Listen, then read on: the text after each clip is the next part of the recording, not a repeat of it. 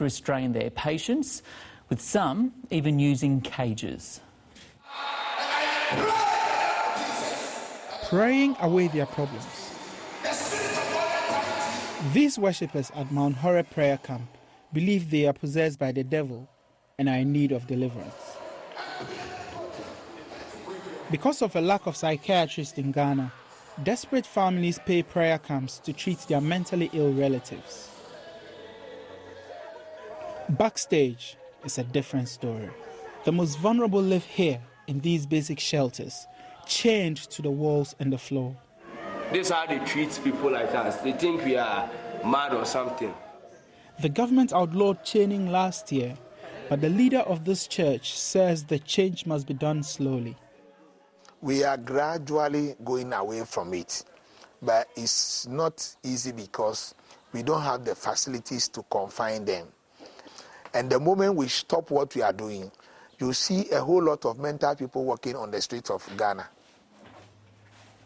This is one of 7 psychiatric hospitals in Ghana. It's expensive and only has space for 20 patients.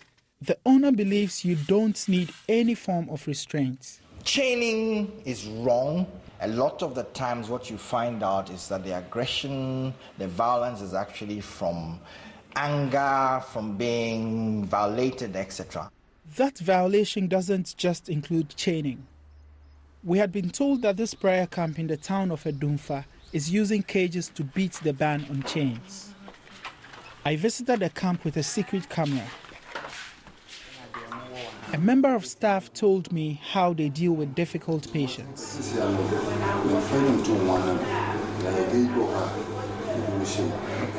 But that room is full of cages. You can see the patients lying on the floor. I went into one of the cages. I felt restricted and couldn't stand up straight. Not ideal for someone with mental health issues. The camp insists that the conditions are good and that they are protecting society from what they call deranged people. Caging somebody is a human rights violation. It is unlawful, and I condemn it in no uncertain terms as a human rights lawyer. And I believe that the Commission on Human Rights, the Ghana Police, the Ministry of Health, the Ghana Health Service should move in to address and stop caging of mental health patients in prayer camps in Ghana. We then went to a traditional healing center that also helps the mentally ill. We found 16 men chained in one room. One of them told us he had been there for 7 years.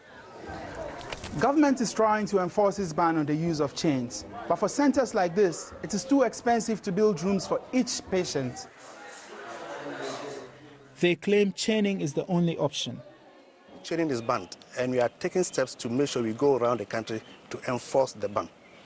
So those who now are caging them, which is even more, of a human rights issue, what are you doing about it? Likewise, the chaining. So what we are doing is that we are bringing them for training, the prayer camps, the proprietors, the owners. After you've done the training, if they persist, whoever persists will be taken as having violated the law. Mental health is a worldwide challenge, and Ghana's government is failing to help those most in need.